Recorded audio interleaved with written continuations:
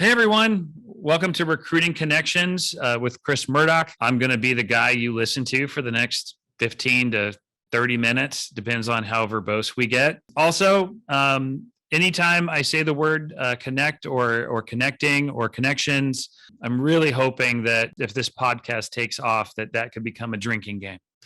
So, take a sip of coffee, if this is after hours. I do not condone drinking before noon, especially on a weekday. Okay, I'm getting a funny look from Annie. So, are you sure about that? No comment. So I want to introduce Annie Elliott. I've known Annie for, was it 6-7 years now? 6 years? I think it's closer to 8 or 9. Really? That long? 7. When 7 did or you? 8.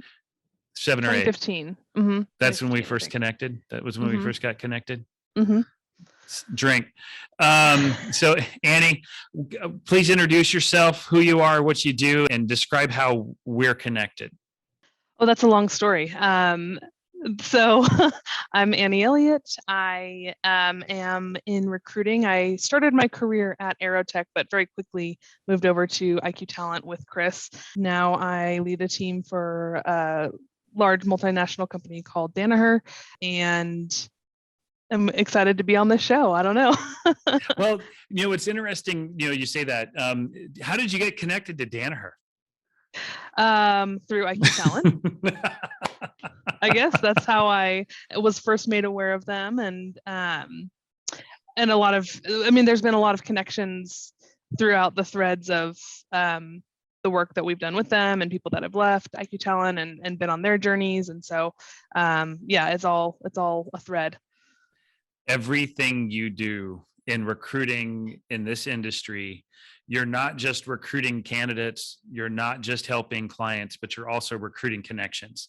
And so for a former IQTP employee, a former nerd, to reach out to you and just to catch up. Actually, no, you reached out to her. I reached out just to catch up and see how she was doing. And then she just happened to mention how much she loved it, and you kind of entertained the conversation. I still hate you for leaving, but okay, don't spit your coffee out. You can't hate me, Chris. Come on. I do not. No, it's a joke. It's a joke, and it's a joke. But the thing is, when you first told me you were thinking about leaving, the first question I asked was, "Is it what you want?" And if it's what you want, then I want it for you, and I'll be supportive. And I tried to guilt trip you into not leaving. Gonna make me tear up, Chris. It's too early for this. No, but I was very proud of you, the way you handled it, and the way these things happen. Sometimes it's just it's just a fleeting moment. Things are right, the timing's right, and for you, for that connection to be made with Caitlin, it was just the right time with the right opportunity over there, and you made it happen. And it's the best thing for you, and you're still getting to work with us because you're still working with members of the team. Yeah, no, absolutely. We can even just dive into my thoughts on the question of what connection means to me, right? Because I think it's all related. And when you first shared with me what the podcast was about, I started thinking about it, and my initial thought was just, it's about being authentic and genuine and just kind of showing up and being present in every conversation that you have and the experiences that you have. But then as I kind of wound deeper into my thoughts, as I'm wont to do, I really kind of started thinking about how I even ended up at IQ Talent. And that story starts with my birth, basically, which is weird. I'm about to turn into Charlie Day from the Always Sunny, meme. Yep. Where it's like all these different threads that are weaving through to bring you to where you are in your life. And everyone has stories like this, but just to kind of walk you through how I view the story of being at IQ Talent. So my father grew up in Tennessee, and he was raised in Knoxville, Tennessee, went to Bearden High School. And my grandmother lived there until she passed away in 2012. So that was the first step. And then fast forward a few years to me being in high school. I was an EMT in high school. And so I was really interested in the medical space. I really enjoyed that quite a bit. And then as an aside, my sister was very involved in the theater program in high school. We'll come back to that in a little bit. But in the interest of time, I'm not going to get into all the details. I ended up going to the University of Tennessee for college. And then in college, I wasn't quite sure what I wanted to do. I ended up taking this big personality assessment with like 2 days of testing. It was with this center called Johnson O'Connor Center. And it gave me a list of basically 5 professions that they felt that people with my abilities were most suited to do. And one of them was a physician. And so I thought, hey, I was an EMT in high school. I really enjoyed that. I think I could go back into that. And so I ended up doing a post-baccalaureate pre-medical program at Georgetown, because of course I had a degree in business and had no prerequisites for the MCAT or or med school. So I started going through that program at Georgetown. I ended up being pretty lonely in DC, so I moved back to Nashville, where I had a much stronger community from my college friends. I kept doing the classes at Vanderbilt, but I realized it wasn't for me, and so I just got the first job I could find, which was at Aerotech, where I started in recruiting. And then circling back to my sister and being involved in theater, one of her good friends from the theater program moved to Nashville. Didn't know many people. I ended up meeting her for coffee one day. We hit it off. We got coffee a few more times. After a few months, I was complaining to her about how unhappy I was in my job. And it turns out her boyfriend had a connection of his own and had gone to high school with someone who now worked for your company and at IQ Talent. And so he had a job. They invited me to this open house with free beer and pizza for a chat, which was like, for someone 22 years old is like, great, let's just do it and hang out, right? And so anyway, ended up chatting quite a bit. I met you and I met Tom. And I remember when you were recruiting me, one of the main hooks was that I was going to be able to work on this biotech med device client that you guys had just landed. And so I ended up making the transition. And I know that now in my life, having worked at IQ Talent for so long and being, growing with them and learning with the whole team, it's going to be one of the more formative experiences in my life. And so if I hadn't been born to a father from Tennessee, if I hadn't been an EMT in high school, if I hadn't just showed up to coffee with my sister's friend from high school, if I hadn't just, winged it and gone to this open house, I never would have ended up there. And so each experience, I think, nudged me to be brave enough to take that next step. So having the EMT background allowed me to go to this pre-med program that ended up bringing me back to Nashville and doing all that. And so anyway, that's kind of how I ended up thinking, is these little threads that are connected in tiny ways. Have you seen the movie Serendipity? Yes. Yeah, Yes. you kind of left, as much as you tried to control, people try to control their careers. It's those little things, it's that connective tissue, like in Serendipity, they call it fate, but in this case, it's those little connections that got made. And now, you're at a company that's, billions of dollars in revenue. You're affecting so much change, one hire at a time. And you're now also I think you're leading a team now of a dozen people. It was about 25. Yeah. Couple dozen. Okay. Wow. Yeah. Okay. It's so early to tell where this experience is going to lead me, right? I mean, I think it's the life journey is so long, and sometimes it feels beautiful and sometimes it feels really hard and overwhelming, right? But I know that the experience that I have, even just being at IQ Talent, taught me so much. And no matter which steps I take going forward, whether I stay at a big company or, go and do something else, more, like a startup or do my own thing, whatever, that experience will be so formative and so important. And so it kind of reminded me of this. I know I'm getting a bit verbose here, but that's me, right? There's a quote from Stephen Colbert that I really like, but it says, cynics always say no, but saying yes begins things. Saying yes is how things grow. Saying yes leads to knowledge. As long as you have the strength, say yes. And so that kind of just show up and just do things and just put yourself out there, little things. And that makes, and if I hadn't done those things, even little, like showing up to coffee for someone that I really didn't know that well and could have easily brushed off, I never would have been where I am today. Yeah, most people don't set out to become recruiters. I mean, it's usually you fall into it. And, for me, you kind of opened up about how you got into this, and I haven't really shared the story of how I got into recruiting. And so I got started in October of 1999. I had graduated from Vandy, moved down to Atlanta. I sold cologne. Usher was a customer of mine at the Dillard's in Alpharetta. Yeah, I knew who he was. For sure. And Usher, he bought a bottle of cologne. like one day, because I was in the men's cologne section. Mhm. And then he came back a couple times, and he'd bring jeans. He'd bring some stuff from other departments. And after a while, he just looked me right in the eyes like, "Do you know who I am?" And I was like, "Yeah, you're Usher." And he goes, "Well, why aren't you losing your crap like everybody else?" He didn't say crap. And I said, "Well, I used to work at the Dillards in Nashville." And I said, Garth Brooks was a customer, Martina McBride. I said, Ricky Martin was a customer that I had to take around the store. And I said, "You just want to be in and out. You don't want me to ask you for your autograph. You don't want me to fanboy all over." And I said, "You just want to buy your stuff and go. And I want you to just buy your stuff and go."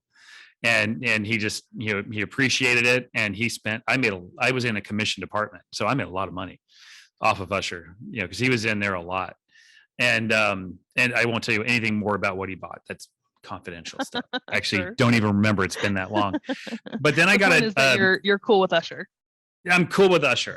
Yeah. And Ricky Martin. We go way back. We're super tight. Yeah. Well, I interviewed for jobs all over the place, like sales and marketing. I was a history major with an English minor. I actually intended to be a teacher, but then I realized I actually really enjoyed sales. So I tried to find an entry-level sales job, but because people were looking at my history degree, they just assumed I wanted to be a teacher, which was yes. And they would ask questions like, "Well, why do you want to be a salesperson?" Well, I was never really ready for the answer. I just knew I was, good at building relationships. I'd worked at retail through high school and college. So I thought, well, hey, I'll just go in sales. Well, I saw a job for a research assistant with an executive search firm called Lemming Levan. And I researched it was focused on the retail industry, which I'd been doing. It was research, which I'd been doing at Vanderbilt for 4 years. So I thought I'd apply, and I got the job. And the interesting part here was, this is where I get to show my age. They had a 3x5 card catalog in addition to a computer database. They just got the computer database. And so my job would be to go get stuff out of the 3x5 card catalog, make sure for any candidates that fit the criteria, and I would put all their information into the database, in addition to doing research for new roles and finding new candidates. My first search engine was a ruler and a directory. Just and going through dialing. I would go down and I would use the ruler and go down and scan for any wool buyer, like anybody that would buy a wool product. I would scan down, write their name down, their title, and what store they were with. And that was research. Dogpile, Alta Vista. These were the big search firms or the big search engines that don't exist anymore. And then I got I decided to move to Seattle. So I did a year there, moved to Seattle, got a job with Heidrick and Struggles. And one of the things that I did, the reason I actually got the call was, TMP Worldwide had acquired Lemming Levan. So I was part of TMP's roll up. And then I left a voicemail. I just happened to leave a voicemail during, I think, a holiday party. And I said, TMP, has been stealing your people for the last, 14, 15 months. Why don't you take one of theirs? And I came in, and I even brought some popcorn because I was known for making spicy popcorn. I wanted them to know who I was. And we just hit it off. I connected with everyone in that Seattle office. We were instant friends. They were my friends because I had just moved there. I didn't really know anybody. The Seattle office became my friends. And I also started doing work for the Menlo Park office in Northern California. And made those connections, started building relationships with the partners and the principals and the senior associates down there. And when they shut down the Seattle office, they relocated me down there.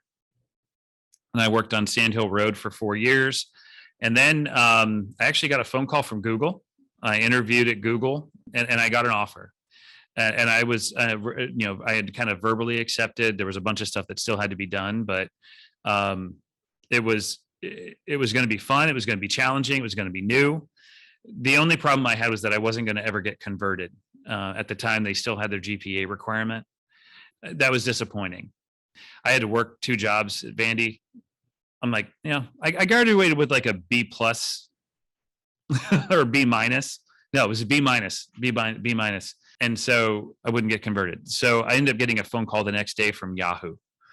and just happened to get a call. They had been referred to me by somebody that I had worked with at one of the Hydrick and Struggles clients, and told me about what they were looking to do with their in-house executive recruiting team. Google was engineering sourcing, and Ken Krings and I just hit it off. I had a great conversation with him.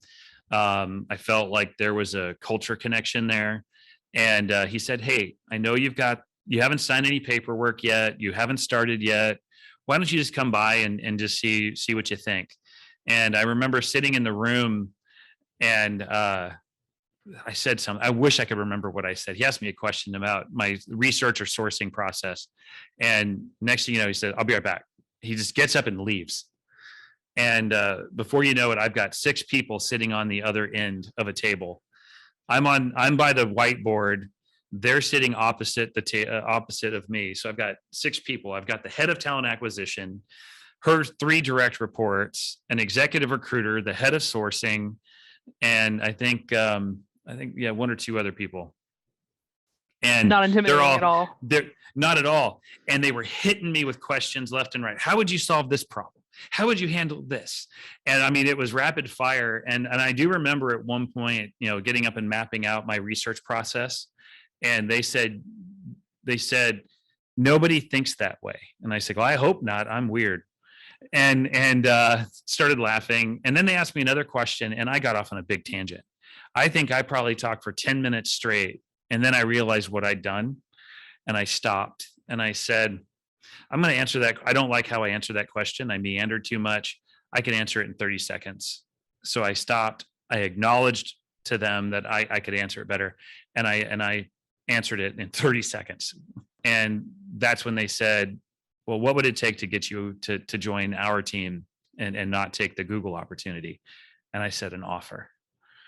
Because I saw that they understood who I was, mm-hmm. and that's what mattered to them. Right. It's a long way for me to say they get to that point. They knew who I was at the time. They saw an opportunity for me to grow, and they wanted me there because they knew that we would have a good time, that we would have a lot of fun, recruiting for Yahoo. In those days, it was a lot of fun. 05 to 08, where it was a phenomenal time. It was the Microsoft unsolicited bid, and then the drop in the tanking of the real estate market that ultimately kind of ruined everything. But that was awesome. Like, they made me an offer on the spot. They said they wanted me to take some time off, between Hydrick, and I said, "Wow." And they said, "We'll even give you some of your pay up front so you can afford to go have fun." Amazing. And I'm like, holy crap, that's amazing. And then when I called the Google folks up and told them I wouldn't be accepting, the woman said, and I quote, "But we're Google," 5 times in a row. "But we're Google. But we're Google." I bet they still say that now sometimes. No, not as much. Probably not as much. And then the buddy of mine who had actually recommended me, he's like, "Dude, what did you do? You're the second person ever to ever turn them down." And I said, I wasn't accepting that role because of what it would do for me. I was accepting that role because it was Google. That's why I took that job. That's why I would have taken that job. I took the job with Yahoo because I knew they knew me. That was the value. And we were a family. And to then also, go through the Microsoft unsolicited bid. I have former Yahoo coworkers of mine that have been part of IQ Talent for a very long time. David Winley, the head of HR, the CHRO for almost 10 years, became an advisor and then became a business partner, and has been the reason why we've been able to grow and become the company that we are today because of that connection. And that's a good story too. It's just those little things that kind of line up perfectly, right? Just to even get David on board. There's so many examples. And he knew me as the guy that asked all the hard questions. That was my reputation. And he liked when we came to him with this idea of converting the company to billable hours, doing something very unique and novel. He wanted to be a part of it. And again, it was that connection. And the same thing with Tom. When I said, "Hey, Tom, I got laid off and I want to start my own thing," will you be my boss? Will you be my grown up? And he's like, yeah, sure. Because of the connection we made freshman year. The class that Tom and I had together was English 104. It was Love and Knowledge, both sacred and profane, from ancient times to the Renaissance. Wow. Also known as the love class. That makes me so happy to know that, and knowing both you and Tom, and that's how you met. That's amazing. I would love to hear stories. Now, here's another connection thing. So 20 years to the day that I was hired by Jeff Lemming and Sally Levan, I was in Atlanta for SourceCon.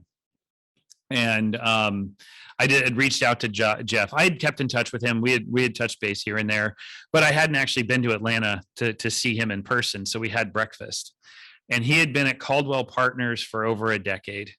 And he had just loved the firm, thought it was a phenomenal experience and group of people. And before you knew it, they were a client. And then a couple months after that, we started discussions about, merging the two companies. COVID, of course, put the deal on hold, but we closed the deal at the end of 2020. And so again, the connections I made early on in my career, in the middle of my career, have directly impact where I am today, where the firm is today, where we are, and indirectly where you've gone and where you're going to go. When you left, I also told you I will always be here for you anytime you need me. I tell everybody that leaves the same thing. I make sure that the same offers there, because you were part of this growth. You were part of this, and you were part of my journey. So I'll always be there for you to be a part of yours. And that's the truth, and it's not just me trying to make myself look good in a podcast. No, I called you a few weeks ago after just not chatting for a while, but we were able to pick up, right back off where we left off. And I know I could do that if we don't talk for 5 years or more than that, whatever, or we could talk every week. And I feel like I certainly I always know that you're going to pick up if you can, or you'll call me back, right? But yeah. Well, as a recruiter, I always joke when somebody says, "Oh, I'm so sorry I missed your call," and it's like, don't be sorry. I'm a recruiter. Anytime somebody calls me back, it's a win. Totally. Yeah, absolutely. Yeah, I remember, and it's so funny. As a recruiter, one time I lost all the contacts in my phone, and I had to go around and get a bunch of people back. And there are probably still people out there who I don't know, but I remember I reached out to Scott Levine to catch up with him, and this was probably a year or two ago. And he gave me such a hard time because he was like, "What are you doing?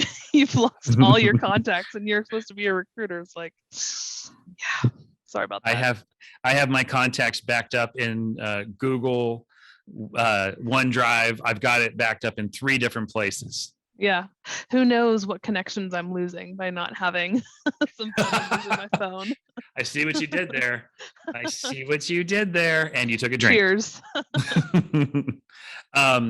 Well, I really appreciate you taking the time, to connect today and share your journey and how we got connected, how you got connected to different things. And I hope people are going to get the value of understanding that making a connection with somebody on a personal level, on a professional level, it can directly impact anything and everything in your career.